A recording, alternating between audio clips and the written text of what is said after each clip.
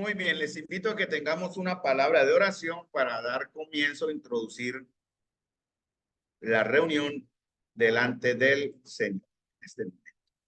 Padre Celestial, Señor, te damos las gracias nuevamente, Señor, por la oportunidad que tenemos de presentar tu verdad. Señor, tú conociendo nuestros corazones, sabes que lo hacemos con temor, Señor, con reverencia, sabiendo y entendiendo la importancia, Señor, de toda tu palabra, cualquier parte de tu palabra. Pero en el contexto que hemos estado, Señor, y siendo guiados por tu verdad, queremos de una manera clara y comprensible explicar este misterio que ya fue revelado en tu verdad. Te doy las gracias, Señor, por tus hijos aquí presentes. Te doy las gracias por quienes se han juiciosamente conectado. Y te doy las gracias, Señor, porque tu palabra promete que has comenzado una buena obra, que la perfeccionarás hasta el día de Jesucristo. Te damos las gracias, Señor, en este momento, en el nombre de nuestro Señor Jesús. Te pedimos su dirección y tu guía. Amén. Bueno, mis amados hermanos, vamos a abrir nuestras Biblias en Efesios 1. Y vamos a llegar, vamos a tratar de explicar lo que nos faltaba de este contexto antes de seguir un poquitico más adelante a otra parte de Efesios que también habla de la iglesia como un cuerpo. Yo busqué la relación de la palabra de Dios en la concordancia, obviamente, las veces que la iglesia se menciona como un cuerpo. Por eso estoy tomando los versos que tienen relación con eso. Todos enseñan una verdad y todos están perfectamente relacionados. O sea, no hay ninguno que se salga, como decir que dé otra idea diferente, la que hemos venido ya enseñando, que Pablo habla ya también en Romanos y en 1 Corintios, Romanos 12 y 1 Corintios 12, cuando comienza a mostrar el aspecto de los dones. De pronto, después de que veamos Marcos, sigamos con dones.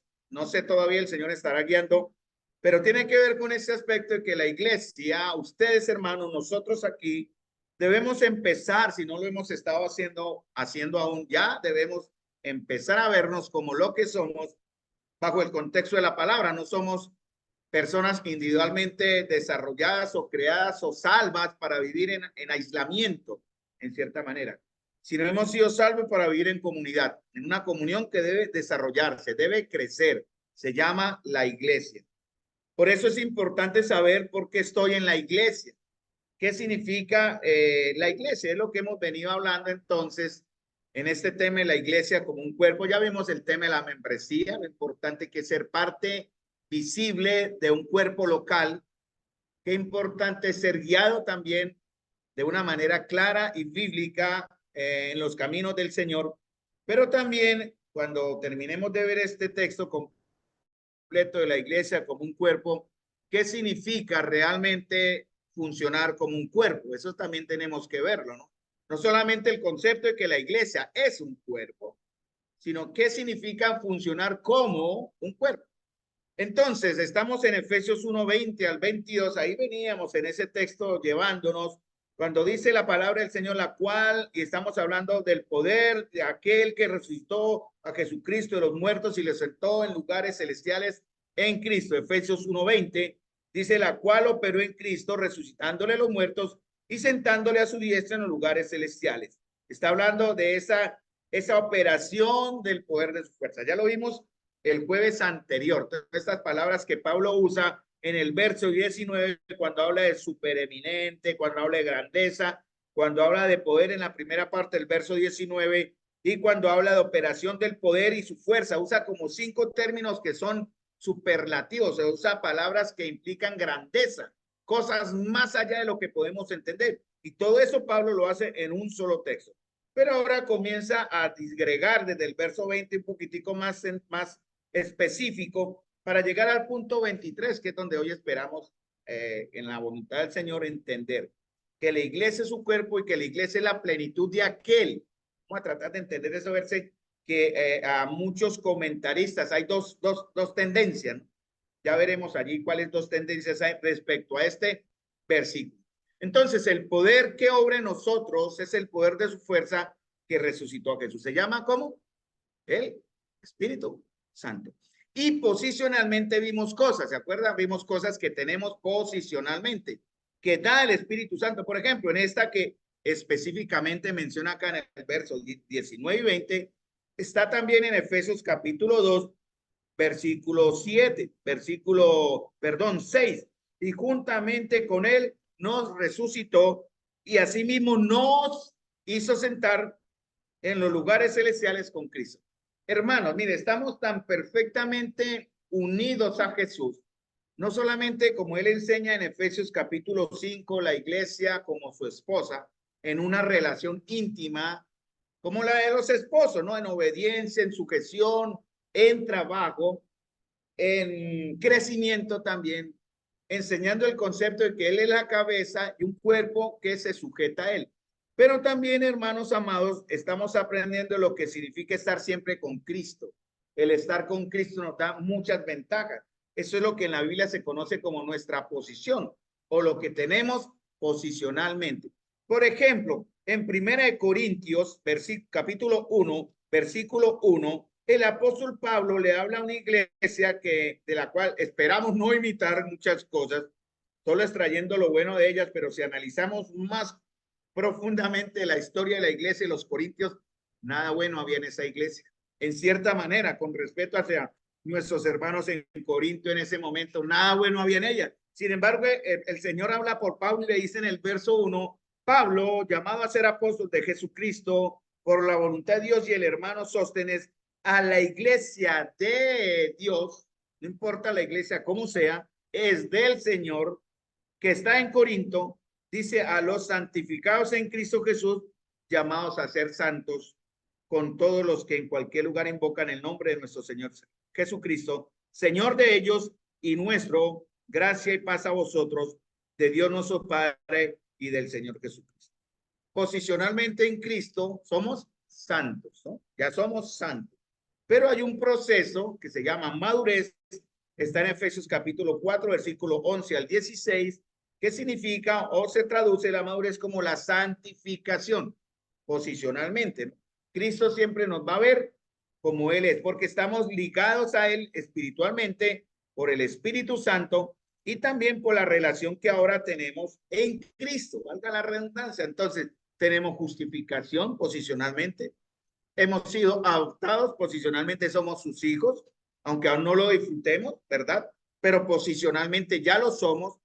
¿Qué más somos? Tenemos acceso al trono de gracia, ¿no? Posicionalmente podemos entrar, aunque no lo hacemos directamente. Algún día será el momento en que entraremos.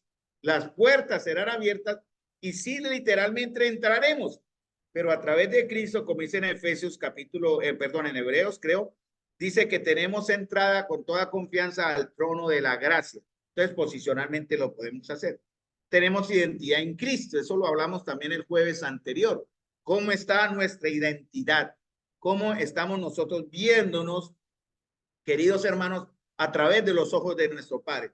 Uno como padre tiende a ver a sus hijos siempre lo mejor y lo perfecto, ¿cierto?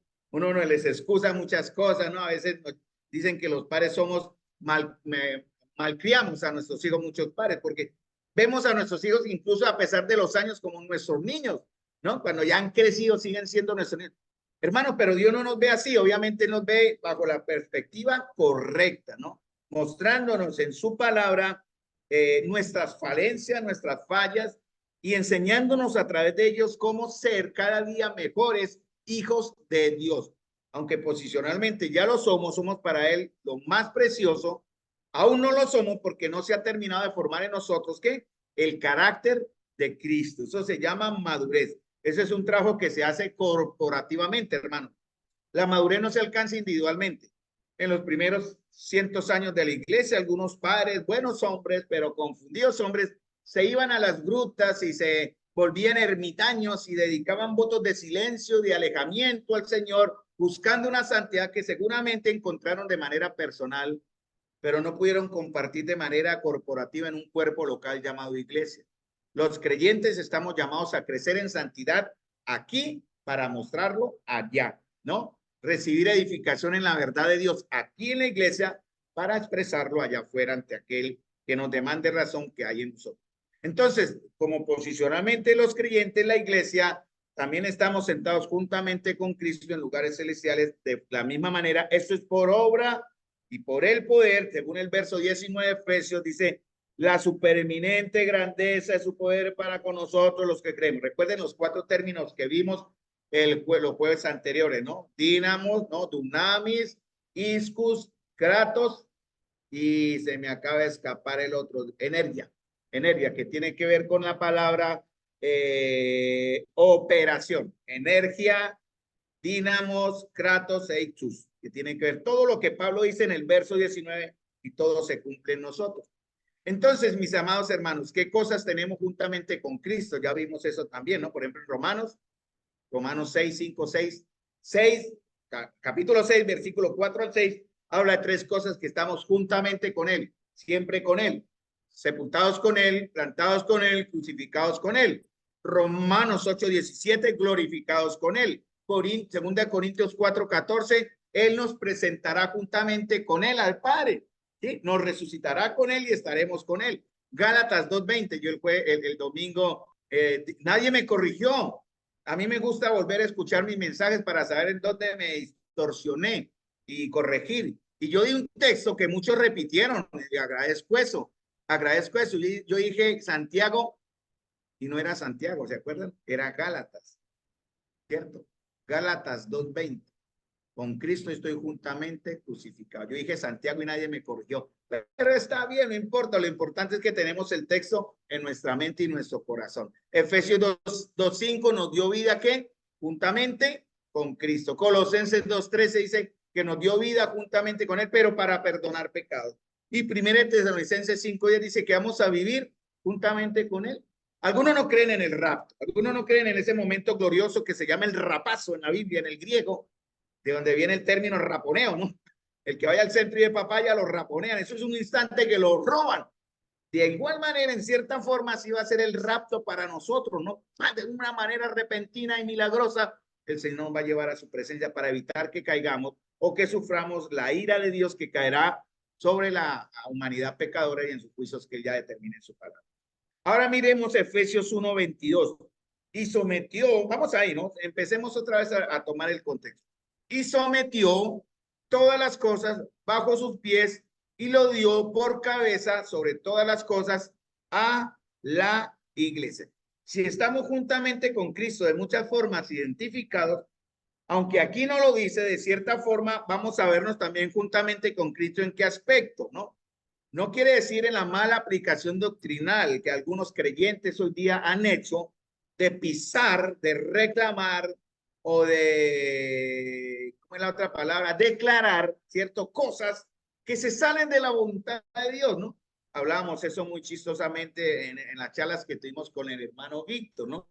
Y hay creyentes en su ignorancia. ¿Por qué? No tienen conocimiento de la palabra. Entonces, fácilmente usted puede ver a un creyente que puede ser muy honesto. No vamos a juzgar la fe de nuestro hermanito, pero es un niño pisando cosas o declarando cosas. No, esto es mío y lo declaro y lo reclamo en el nombre del Señor.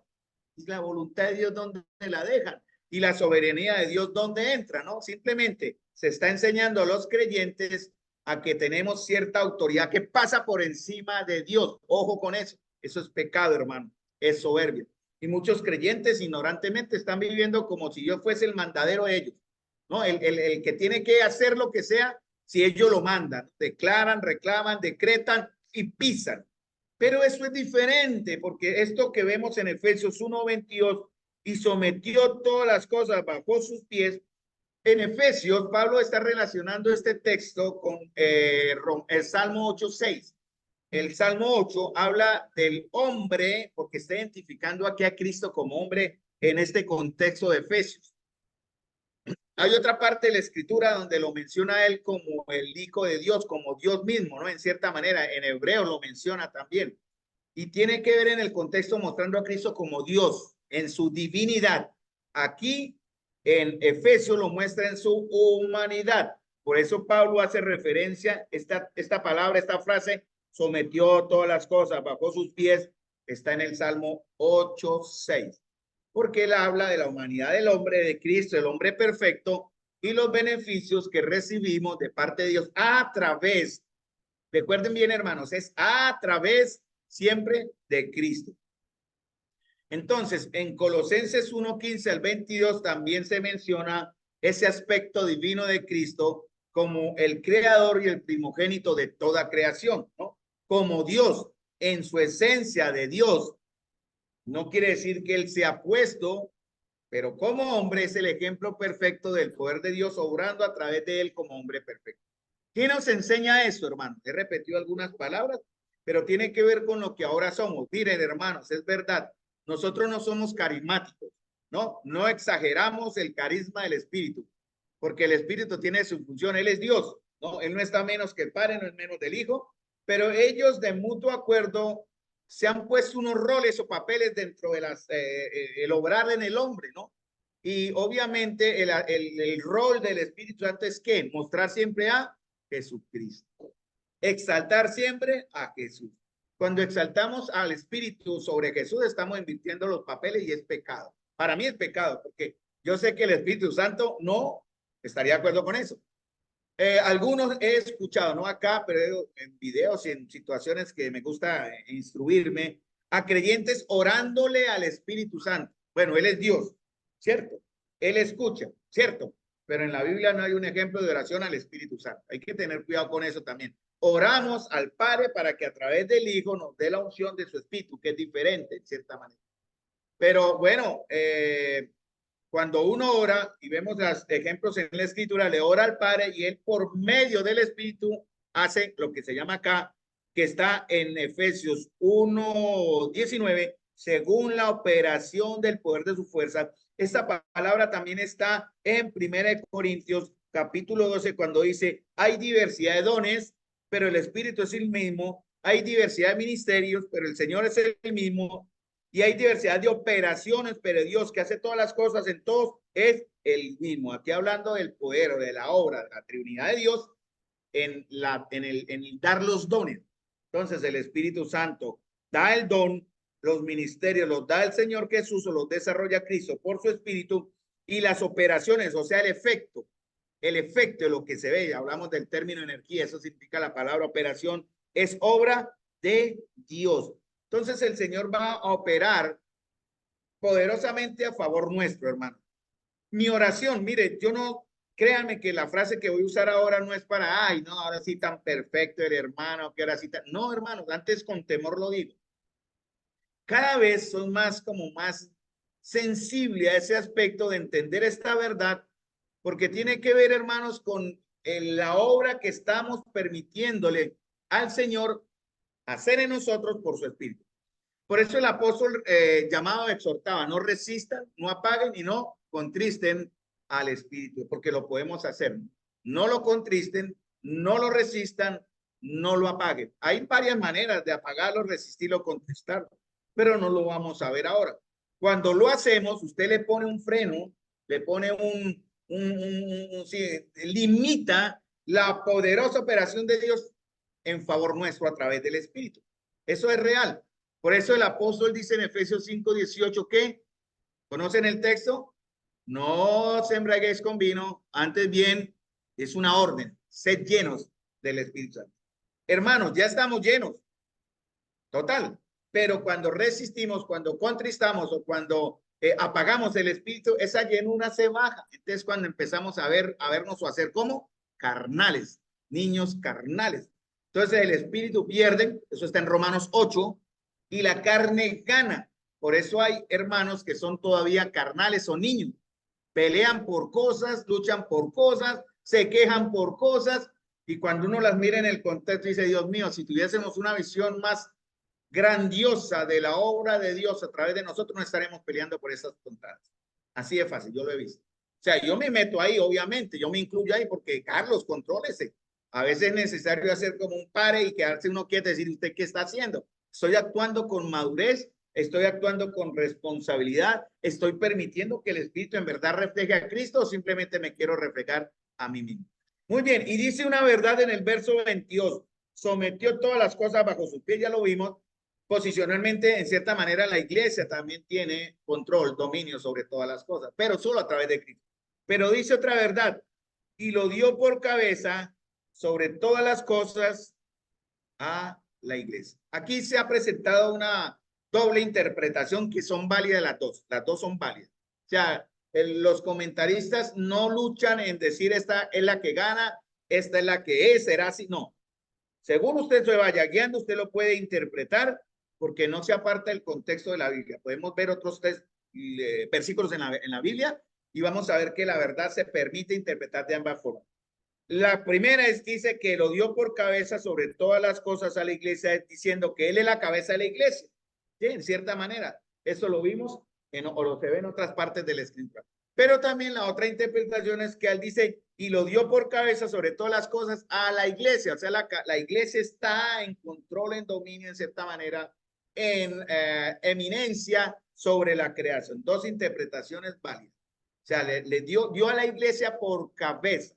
Eso fue se ha presentado algunas malas interpretaciones y como alargue en la exégesis de este verso y ha llevado a ciertas confusiones. Puede interpretarlo como de ser, hermano, en verdad es válido.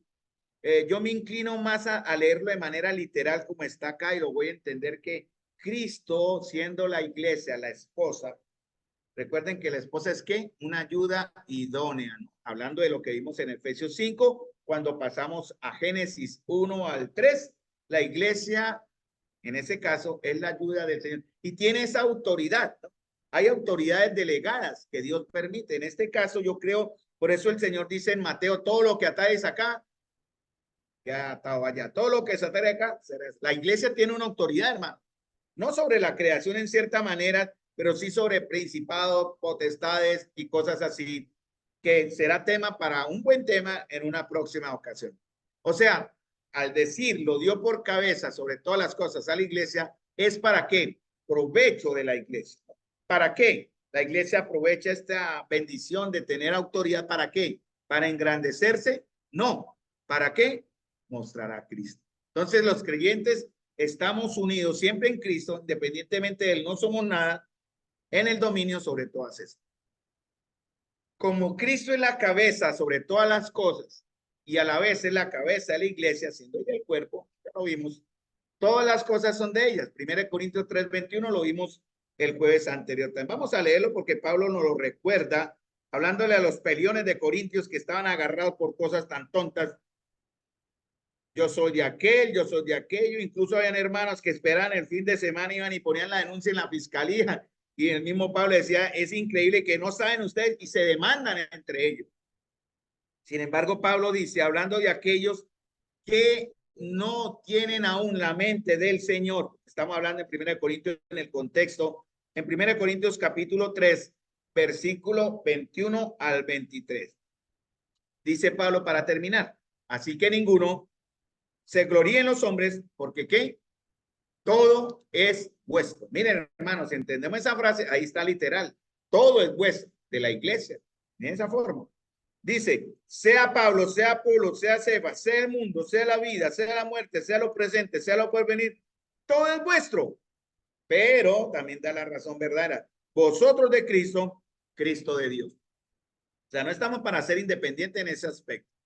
Entonces, en Efesios 3:17, resumiendo ya toda esta historia de ese verso, vuelvo a Efesios, que se me perdió acá, ya lo tengo acá porque está bien resaltado, de Efesios 1:22, de la cabeza, que es Cristo la cabeza, ¿cierto que sí? El pastor es la cabeza, el anciano es la cabeza, hermano. No, es Cristo, los demás somos siervos en igual de condición. El papa es la cabeza, mucho menos. El obispo es la cabeza, mucho menos. Mucho menos el pastor, el cura, nada. Somos iguales en el cuerpo de Cristo con diferentes funciones. Pero de la cabeza, que es Cristo, vienen todas las instrucciones necesarias para que el cuerpo se mueva. Por eso tenemos que estar llenos del Espíritu de Cristo, hermano. O sea, eso no es cualquier palabra teológica. Cuando cantamos, tenemos que centrarnos en exaltar a Cristo y llenarnos de Cristo. Cuando pensemos, lloremos, tenemos que hacerlo siempre pensando en Cristo. Una de las cosas que el hermano Víctor hablamos y de la cual estuvimos muy de acuerdo es aún esa falta de conexión que existe en muchos creyentes hoy día, aún incluyéndonos nosotros que estamos aprendiendo, entre el alma y el espíritu en ese aspecto de encontrar la conexión perfecta para conocer a Cristo. Muchos no lo conocemos. Si usted analiza su vida, amado hermano, si usted se siente y dice, ¿qué tanto conozco al Salvador? Bueno, ¿conoce usted un Salvador? Sí, porque de ahí viene su fe. pero ¿qué tanto lo conocemos en esa profundidad que nos lleve al sacrificio, que nos lleve a la obediencia, que nos lleve al servicio, que nos lleve a proclamarle sin miedo, ¿no? Los apóstoles, la iglesia, cuando Pedro fue liberado, oró por eso, concédele a tus siervos que hablen con denuedo la palabra, y el Espíritu descendió y ellos ¡prum! Salieron a proclamar el nombre de Cristo. Hermanos, cuando estamos en esa perfecta unidad y intimidad con el Señor, haremos por nuestro amado ¿qué? Lo que Él nos pide. Es bueno estar enamorado, ¿no? Cuando uno está enamorado, uno hace por su amada o ella por uno lo que sea. ¿Cierto que sí? Allá me quedan así sí, uno hace lo que sea. Hermanos, haríamos eso por Cristo, ya aplicándole la manera correcta. Estamos dispuestos a hacer lo que Él nos pida, a sacrificarnos hasta donde Él nos pida, porque necesitamos. Miremos Efesios 3:17. Efesios 3:17 dice, la obediencia de la iglesia a la dirección de Cristo, o sea, su guía, solo es posible si Él, ¿qué? Efesios 3:17, ¿qué dice? Para que Él habite por la fe en vuestros corazones. A eso fue lo que me referí en la frase anterior. Para que Cristo habite por la fe en nuestros corazones, a fin de que arraigados, ¿qué significa? Este texto está en Colosenses. Arraigados, ¿qué significa arraigados, hermanos?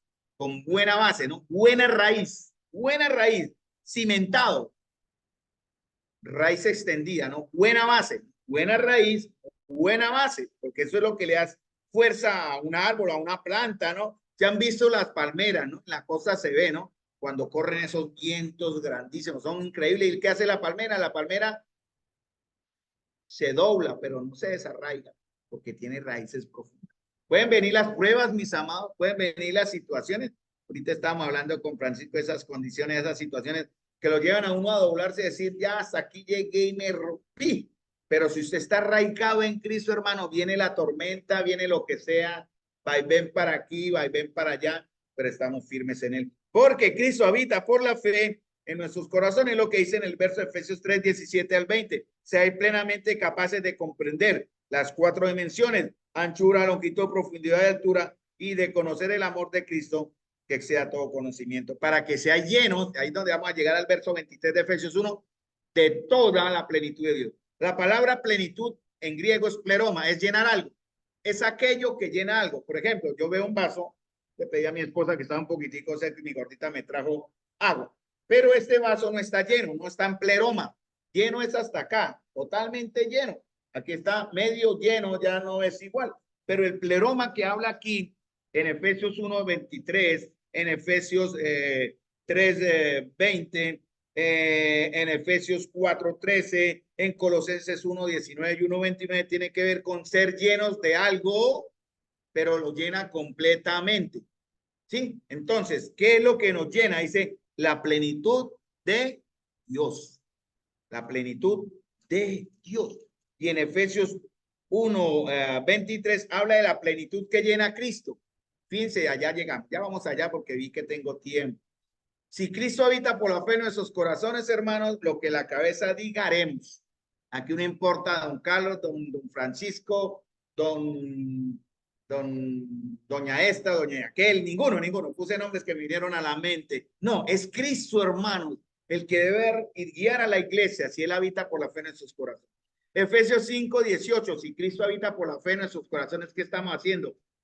¿O cómo estamos viviendo? Llenos, ese es como el término que da la idea, aunque ahí no lo usa, el plerómano, llenos del Espíritu. ¿Cómo se sabe que estamos llenos del Espíritu, hermano? Hay señales, hay características. ¿Cómo se llama?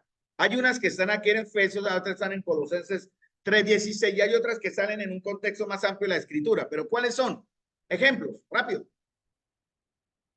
Rápidamente, ustedes que están llenos del Espíritu, muy bien, el fruto, el fruto del Espíritu, que es amor, gozo, paz, paciencia, benignidad, bondad, fe, mansedumbre o dominio propio y templanza, el fruto del Espíritu. Hermanos, ¿lo tenemos?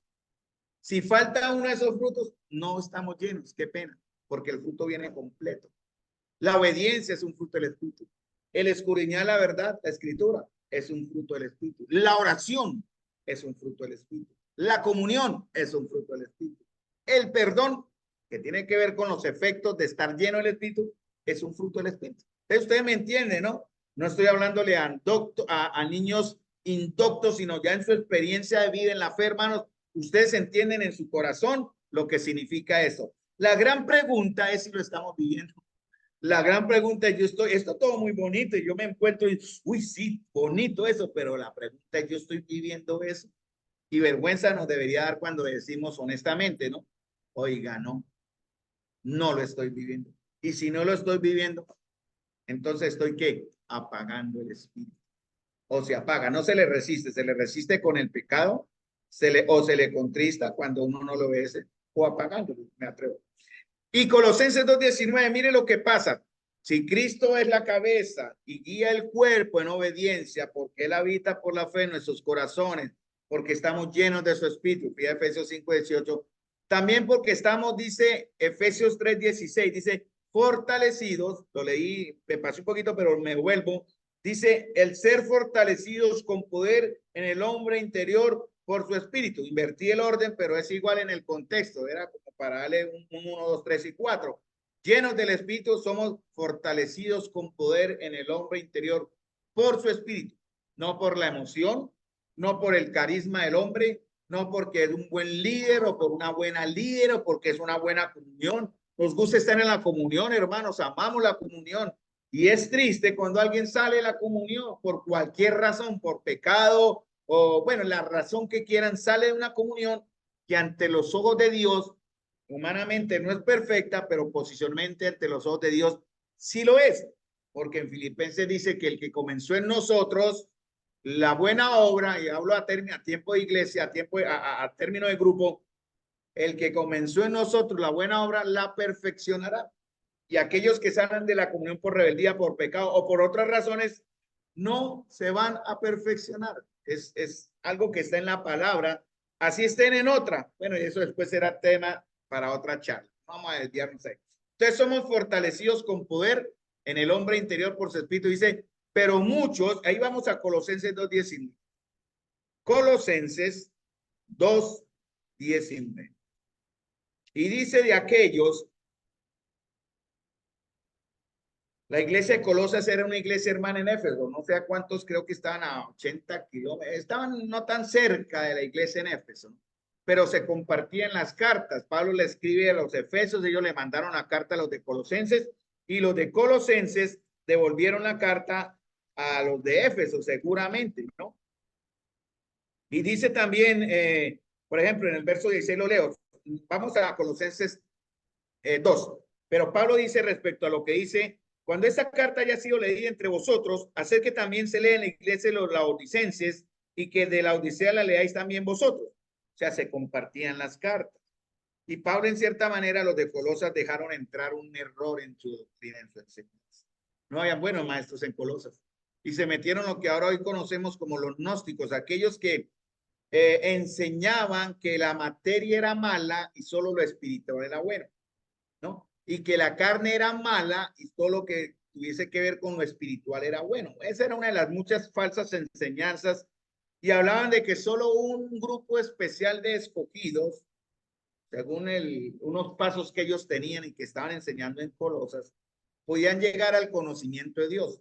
Por eso Pablo repite en Efesios y también lo dice en Colosas, en Colosenses 2:19, por ejemplo, donde vamos.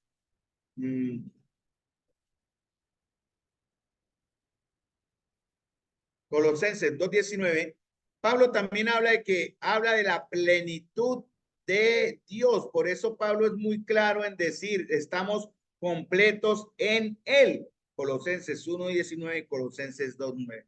Yo cité 2:19, todo está relacionado. Entonces dice Colosenses 2:19, mire lo que tenemos que hacer, hermanos, y es nuestra tarea. ¿Qué dice el verso 19? Haciéndose de la cabeza. Haciéndose de la cabeza. ¿Qué significa haciéndose de la cabeza?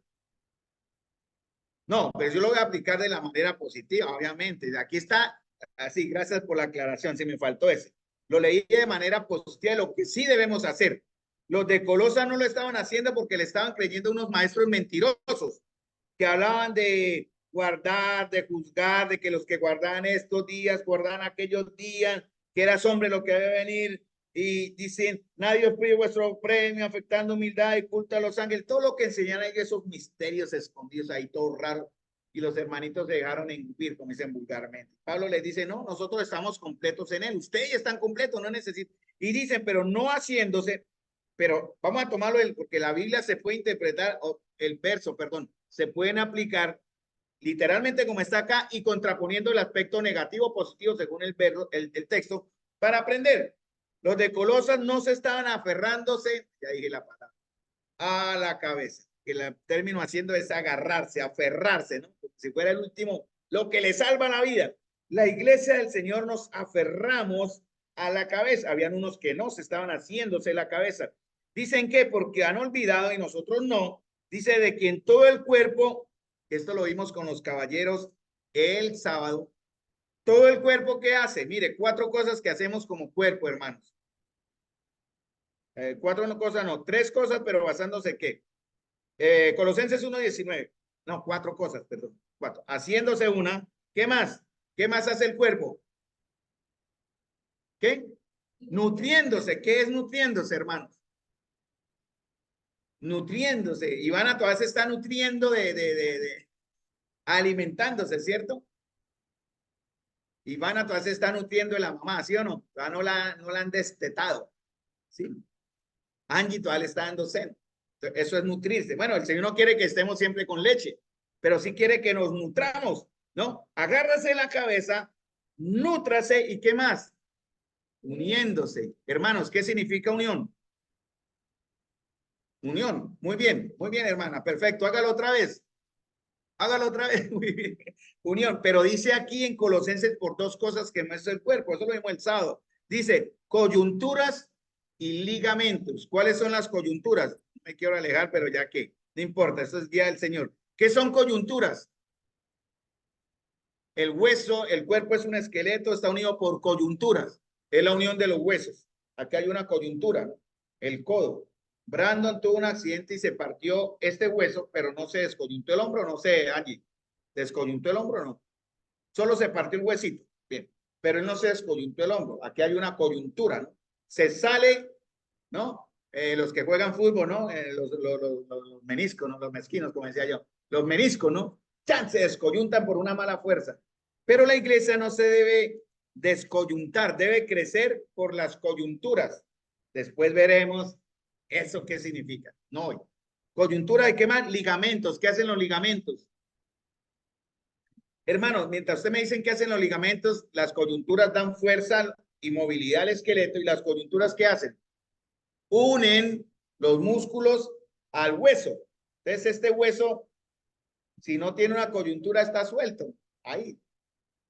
A mí me advirtieron cuando me hicieron la cirugía que me iban a tocar de pronto un ligamento aquí en el cuello y de pronto mi brazo iba a quedar sin movilidad, así como manita de perro. ¿Sí? Y dije, doctor, lo que sea, en la voluntad de Dios, lo que sea. Gracias a Dios no pasó nada, todavía tengo fuerzas. Gracias a Dios. Pero si me hubieran tocado la coyuntura que me da movilidad a mi brazo, jala acá, yo hubiera quedado baldado, impedido, inválido. Gracias a Dios no pasó, gloria a Dios. Pero el Señor dice que la iglesia que se aferra a la cabeza, que se nutre y que se une por coyuntura y ligamentos, ¿qué pasa? Hermanos, ahí está la pregunta del millón para nosotros también. ¿Qué es usted en la iglesia? Coyuntura, ligamento. ¿Qué es? Ahí, las coyunturas son como los ministerios y los ligamentos son los que dan fuerza a esos ministerios, digámoslo así. Bueno, lo vamos a ver después. Pero hay un efecto, a eso quiero llegar. Hay un resultado. ¿Cuál es? Crecimiento. Ustedes no se preocupan, amados, si no hay crecimiento en la iglesia. Y el crecimiento, algunos piensan que es numérico. El crecimiento no es solamente numérico. A veces el Señor dice, en cierta manera, Él prefiere un remanente fiel, ¿cierto? Que miles o cientos que le siguen por otras cuestiones. Entonces, hermanos, la identificación de nosotros es mucho más, como creyentes, mucho más de lo que entendemos en el concepto de una comunidad que constituye la iglesia. Es mucho más que eso. Es mucho más que reunirnos como buenas personas, buenos creyentes, con un grupo de buenos muchachos, buenas personas, buenas damas, buenos jóvenes, a cantar bonito y a leer un buen libro espiritual que se llama Biblia. No, va mucho más allá, hermanos. El asunto o la clave está en el término en. En Cristo estamos completos. En Cristo, todo lo que use la preposición en la Biblia, en Cristo, quiere decir que es lo que nos da a nosotros la razón de ser. ¿Sí me entienden? Con Cristo, en Cristo, juntamente con Cristo. Debemos siempre cuando leemos la Biblia tener en cuenta esas palabritas. Con Cristo, en Cristo y juntamente con Cristo. Da una idea. Entonces, hermanos, nosotros somos mucho más allá que un buen grupo de creyentes. Entonces, piense eso, mi amado hermano.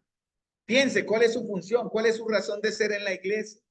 Piense si en verdad pensemos, estamos todos, porque esto no es trabajo de uno solo. Ah, no, fácil, paguémosle al pastor y se le da todo, casa, carro y beca, como pasa hoy en muchas partes, y él se encarga de hacer todo, pero no, hermanos, el trabajo es comunitario o mancomunado de todos nosotros. ¿Cuál es la labor de Francisco, Laura, o Angie de pronto que va allí, o Danielita, o Silvia, o Marta? ¿Cuál es su función, hermanos, que le acaba de mencionar? ¿En qué lugar los puso el Señor en el cuerpo? ¿Para qué nos puso en el cuerpo? La otra pregunta, ¿estamos funcionando en el cuerpo o somos un miembro inútil que lo que hace es, ¿se acuerdan cuando el cuerpo genera un problema? ¿Qué pasa con ese miembro? Ya cuando no funciona, toca quitarlo, ¿cierto? Porque el médico dice, es mejor cortarlo que dejarlo ahí que le genera más un problema. Moche, doctor, moche, porque quema. Hermano, ya a veces el cuerpo toca mochar, pero no es porque toque por capricho del hombre, es Dios el que hace eso, no es que él es el dueño de ese cuerpo, hermano. Entonces, todo esto tiene que ver con la vida que deriva, la vida divina, perdón, que fluye a través de cada miembro de la iglesia. No sé si ustedes lo han visto así, pero es parte de lo que somos como un cuerpo vivo. No sé ustedes si lo han visto, qué tanto afectan, eso lo hemos mencionado ya muchas veces. La vida divina que fluye a través de cada miembro de la iglesia y el funcionamiento obediente de todo el grupo en el servicio a Dios. Entonces, ¿cómo afectamos a quien está al lado? Créame, lo afecta. No crea que usted, no, así. Al ser usted parte de esta comunión, al ser nosotros parte de este grupo llamado iglesia que queremos crecer, madurar y servir al Señor, sí nos afectamos unos al otros. Tengamos mucha atención en eso, hermano. Terminemos con 1 Corintios 10:17. Porque vamos a dejar para el próximo jueves, que no alcanzó porque también es largo, esa maravillosa palabra, hermano. A mí me ha inquietado mucho ese término al final y lo vamos a ver en los dos conceptos, porque también dos interpretaciones que son igual de válidas, son igual de gloriosas, hermano, de verdad. Es igual de edificante para madurar en la fe, cuando dice la cual es su cuerpo. Estamos hablando de que la iglesia es un cuerpo, pero miren lo que hacemos como cuerpo, hermanos. En Efesios 1:23 dice que la iglesia como su cuerpo es la plenitud de aquel que todo lo llena en todo, pleroma. Hermano, nosotros, aquí lo dicen, hay un proceso, hay un hilito que lo empalma perfecto en Colosenses 1:19, en Colosenses 2:9 y en Efesios 4:13 también habla de eso. Y en Efesios 3:19 cuando habla de que seamos llenos de la plenitud de Dios, sea llenos de toda la plenitud de Dios. Y me faltó leer el verso 20 cuando llegamos ahí al inicio del estudio, de aquel que es poderoso para hacer todas las cosas, mucho más abundantemente de lo que pedimos o entendemos, según el poder que actúa en nosotros. Y termina con la frase que siempre termina toda reunión: a él sea gloria en la iglesia de Cristo Jesús por todas las edades, por los siglos de los siglos. Y llegamos a ese punto de que vamos a tratar de entender qué significa ser la plenitud de aquel. Y hermanos, esto es, a mí me asusta, o sea, la primera vez que empecé como a clarificarlo, me asusté porque nos da una gran responsabilidad, tremenda responsabilidad delante del Señor. Yo lleno a Cristo, como iglesia lo llenamos, y Él a la vez nos llena, eso se complementa en Colosenses. Pero yo lleno a Cristo, ¿saben? Ese privilegio, hermanos, cada uno de ustedes y en la totalidad de iglesia llenamos a Cristo. Increíble. Terminemos con 1 Corintios 10:17.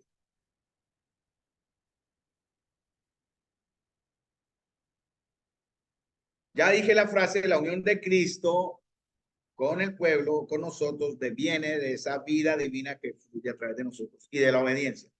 Un ejemplo rápido, 1 Corintios 10, 17. ¿Dónde se ve esa obediencia y ese fluir?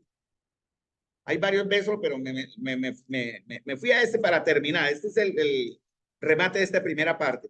1 Corintios 10, 17. Muy bien. Dice, lo leo. ¿De qué habla? De la cena del Señor. O de la cena. Y dice, siendo uno solo el pan, porque lo relaciona con lo que significa la comunión del cuerpo en la cena. El pan en la cena y el cuerpo del Señor son uno. Siendo uno solo el pan, nosotros con ser muchos somos un cuerpo, pues todos participamos de aquel mismo pan. Eso tiene que ver con comunión, tiene que ver también con corporatividad como iglesia. En uno solo partimos el pan. Siendo muchos, somos solo un cuerpo, porque habla en el contexto, si lo leen desde el verso 14, 1 Corintios 10, 14 en adelante, el contexto tiene que ver con la cena del Señor. Hermano, es sagrado, es delicado la cena del Señor.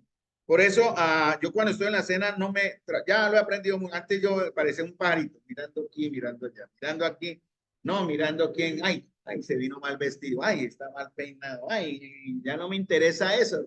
Yo tengo que centrarme en mi Señor. No importa, los demás darán cuentas al Señor si vinieron mal vestidos, mal sentados, mal trajeados, hagan lo que hagan, pero en la cena yo me concentro al Señor, hermano, porque yo quiero darle honra al Señor siendo uno solo a través del pan. Eso es más o menos lo que significa. Vamos a dejar aquí, mis queridos hermanitos, porque el tema es para más conocimiento o más enseñanza a partir del verso 23 que veremos el próximo jueves. Y ya terminaríamos a esta parte y pasaríamos un poquitico más adelante, pero seguimos aprendiendo, hermanos amados, de que la iglesia es un cuerpo. Y siendo un cuerpo, debemos funcionar, debemos vivir, debemos crecer, debemos desarrollarnos como un cuerpo. Vamos a terminar con una palabra de oración, mis queridos hermanos, para la gloria del Señor.